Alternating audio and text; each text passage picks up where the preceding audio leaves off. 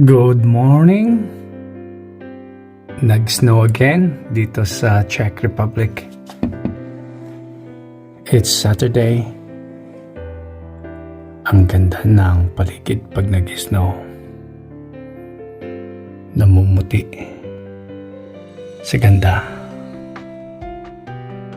Si Sofia dito natulog. Wala rito si Hana. Si Hana ay nasa business trip sa Italy siya. Ang balik niya ay bukas pa. Tapon ng buto-buto. Ito naman sa compost. Yan. Sinusunog to eh. Yan, may mga buto-buto na dyan. Op! Yun. Tapos ito oh. Dito sa tingnan nyo, ang ganda ng panahon. Namumuti na naman sa ganda.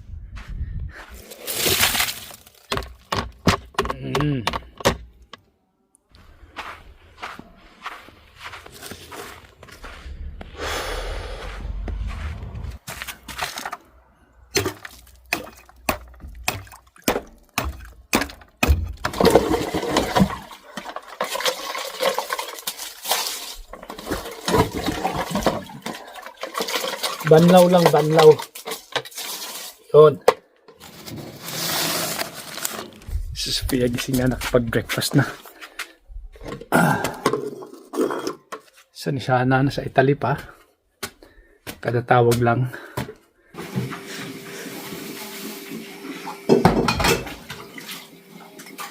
Bobby is cooking. Bobby is cooking. That's soup. Another one is, oh, that's gansa. Gansa. Goose. She said it's goose. Yeah, gansa. At ito, binigay niya sa akin yung taba ng gansa. Yeah. This is part of the goose. So I will cook it later. I have also pork ribs, pero talagang yung mantika ng pork ribs. So. And then, Sofia lunch. What's your lunch today, Pinkay? Goulash with knedliki.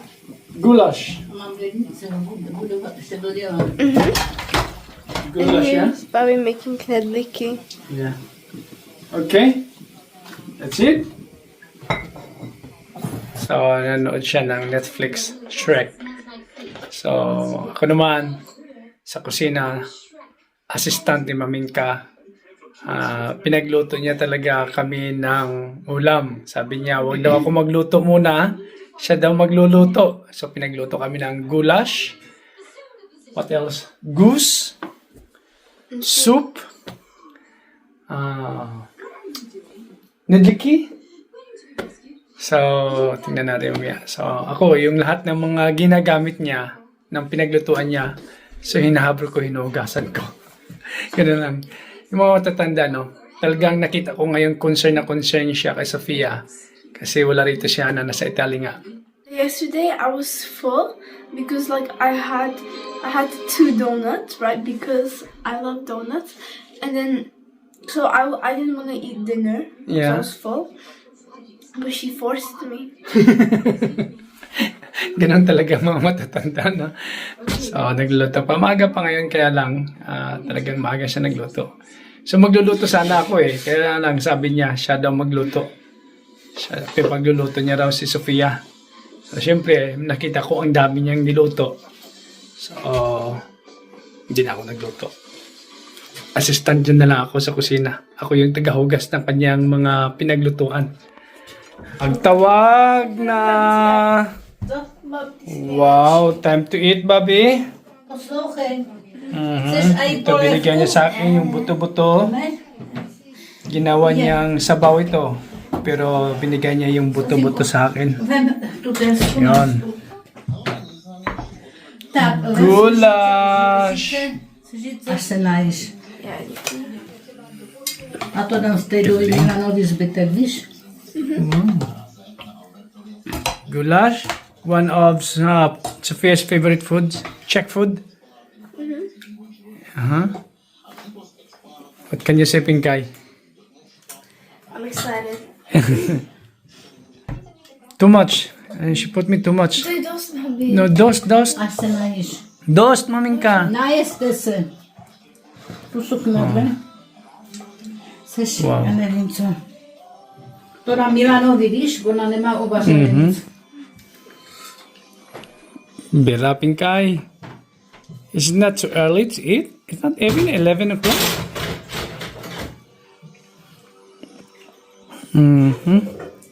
But I woke up early. Huh? We woke up early. You woke up early now, right? I didn't wake up early, but.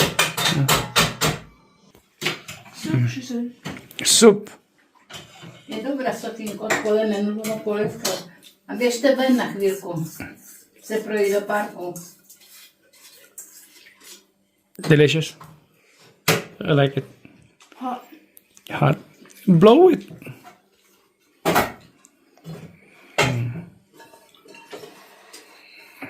Dami ni Mamingka niluto. Kasi Sabado ngayon wala siyang food on wheels. So magluluto nga sana ako pero sabi niya siya daw magluluto para kay Sofia. Kasi alam niya na ang ganitong pagkain ay paborito ni Sofia. Nedlik.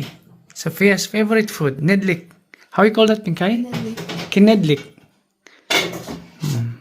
Tapos nagluto din siya ng gulas. Já myslím, že to máme dost slané, tu polevku. No, ten guláš Sofii není moc. Another one. Masarap isaw-saw, Pinkay, right?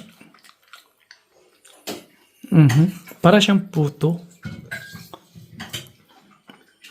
Masarap, right? Masarap, Pinkay, masarap.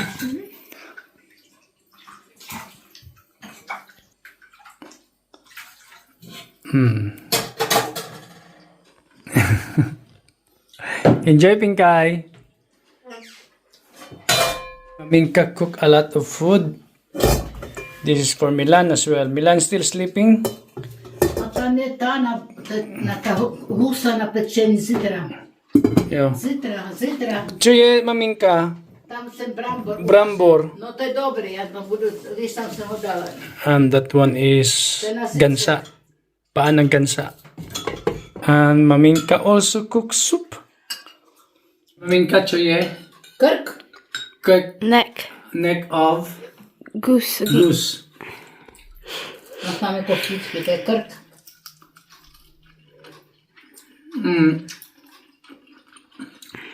Gitong luto ng gansa, parang malansa. Dapat talaga adobo. Pero ito, kanto. Pork ribs. Now, because Maminka cook for us goulash. Nevím. Goulash the best. And nedlip. Hidip it. Sofia, naubos na yun sa kanya. I mean, I think you should use fork and knife with the knedlik because once I used my knedlik like this and the kids were like confused about like how I dip it in. I just dip it in like that. I don't use fork and knife. They don't know how to use their bare hands, right? No, they don't. They don't know. They don't know.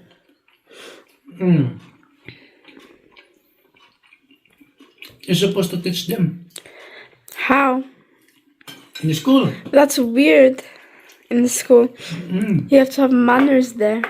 In Asia, I think they like learn how to use their body like with hands to eat, and like that without using knife and fork and spoon. I mean, they also use cutlery, but for me, I like using hands better. You can eat better, yeah? Yeah.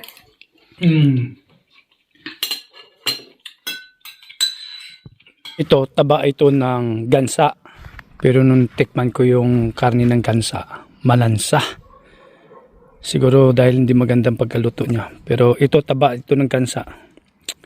Parang naumay ako at hindi ko kayang kainin. Hilaw pa to. Sabi ko kanina, parang gusto ko siyang adobuhin pero parang yung lansa ng gansa nasa lalamunan ko pa. So sabi ko, hindi ko kaya. Papakain ko muna. So sa manok. Tingnan natin kung manok ay kakain ito. 1, 2, 3. Uy, ayun. Talagang kinakain nila. Ito pa. Yan. Gustong-gusto nila, oh. Yan. Yun. Ayan.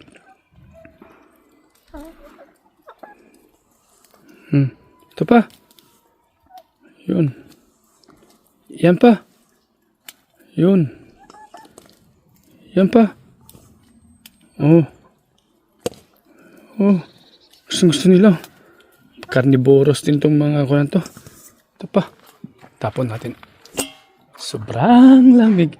So niyayaya ko si Sofia na mag-ikot-ikot sa village. Kasi tamang-tama pagkatapos mong kumain ng masarap na goulash. Sabi ko, ikot-ikot tayo sa village. Ako pumayag. So magbibihis muna ako. So cold. After lunch ng goulash, nagyaya kaming dalawa na maglakad-lakad dito sa park. Pero sobrang lamig talaga. Fish pond is frozen. Lamig.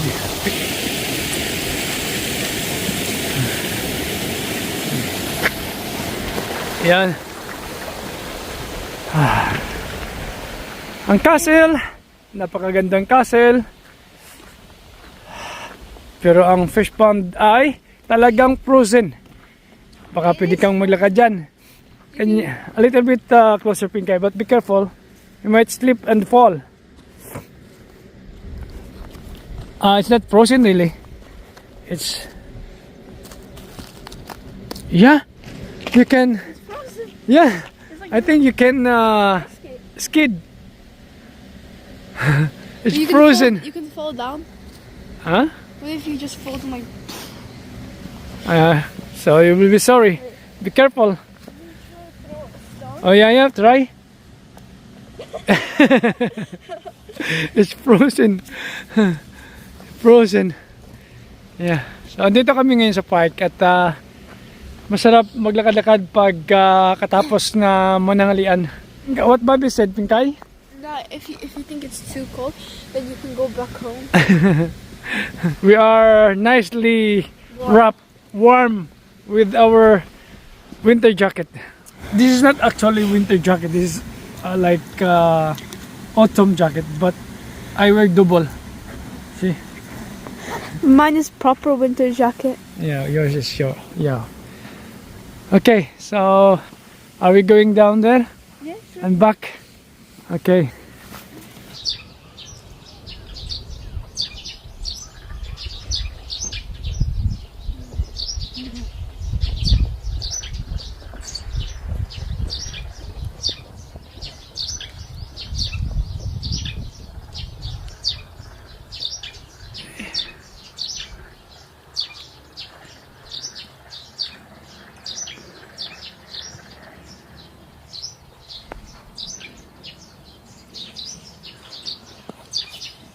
Ganda maglakad-lakad dito, no? Pinkay, no? So relaxing. And although it's cold, but kayang-kaya. Kayang-kayang magbabad sa lamig at maglakad-lakad. My nose hurts. Cold the air. Cold? Yeah, the air is too cold to make my nose hurt. It's not really windy. It's not windy, but it's icy. Okay. At may iba ding naglalakad sa loob ng park. Pero yung tubig sa stream, yeah? We live in a beautiful area. Of course. Like we live so close to this. Yeah. It's like 5-minute walk. 5 minutes walk, yeah. Or there's a shortcut. Yeah. So itong castle na yan dyan, ay yan yung castle sa village ni Nahana. Yung tawag dito is Radun Castle. Yeah, and in the summer it's so beautiful because like Yeah. the lake and then also the sun, and you go upstairs to the castle and they have ice cream and like a restaurant. Yeah. Walkie-talkie, they also have like fairs and stuff. Charity stuff. Do you think there's a fish in the sapa, in the stream? No No fish? I see. What if I fall down there? Oh, that's really cold, Pinkay. Very cold. Okay, can we go down and see what's under this bridge? Okay, this is like a bridge.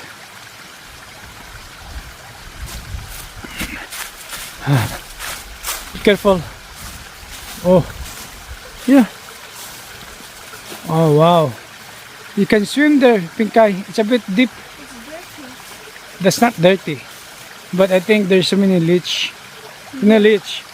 This like worm sucking the blood. Yeah, Leech. leech. Yeah, but like the water's so dirty. It's not dirty, Pinkay. That's clean. This is stream. Are you sure? Yes, of course. What if some dog pooped in here? Oh, no, can you see? Nothing. Yeah, but like they could have been like, you know, Paris. Yeah, And then we went all the way up there, like the hill, yeah, and there's like a pond. yeah. And then she found the pond and then she got stuck. Unbreakable. Frozen. It's really frozen, Pinkay. Even broke a bit of that. Yeah. Okay, let's go. Andito na kami sa medyo malayo na yung nilakad namin ni Sofia. Andito na kami sa medyo gitna ng kakahoyan. May mga naputol din silang kahoy. Ito yung naputol nilang kahoy. So saan kaya nila i-deliver ito? Gagamitin ito sa winter na panggatong para sa pampainit sa loob ng bahay. Ganda rito, Pinkay, right? Beautiful here. Oh, may kubo dun, no? So, dalawang beses pa lang akong pumunta rito. You think someone lives there? I don't know, but I don't see any heating, so it must be very cold there. Come on here. Somewhere here. It's cold here. No, someone's glove. Huh? Someone's glove. Someone's glove. Someone left the glove. Okay. Come on. Dito sila nagfi-fishing. So, dito ko sila minsan nakita pag dumadaan ako doon. Dito ko sila yung mga village nakaupo dito. May fish hook at nangingisda rito. Parang pastime nila. Yan, maraming mga benches dito kasi dyan sila nakaupo at saka may balde din sila. Meron silang fish hook, beer, paupo dito during summer. Yan. Kaya lang, nung sabi nga niya sa akin, kailangan ko rin ng license. Tapos yung makukuha ko na isda ay hindi libre. Bibilhin mo rin. Ayos, no? Okay, ito parang sa gitna na ng kagubatan. It's cold. It's cold? Okay, let's go. Did I? No. If I were to describe this saying right now, I would say a glassy layer of ice lay upon the pond as frost crackled upon the shore.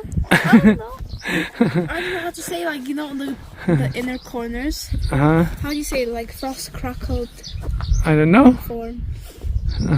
So beautiful here. Ang ganda kasi napapaligbutan ng mga punong kahoy. Tapos fish pond. Ito yung pangalawang malaking fish pond. Ganda rito, di ba? I'm just thinking of the coldness. Yan. What can you say about the place, Pinkay? Beautiful, right? Beautiful. It's giving. It's serene. Yeah. Look at that. So beautiful. Yeah. Tapos doon, yan, may bahay dyan, oh. Pero walang nakatira. Yan, bahay.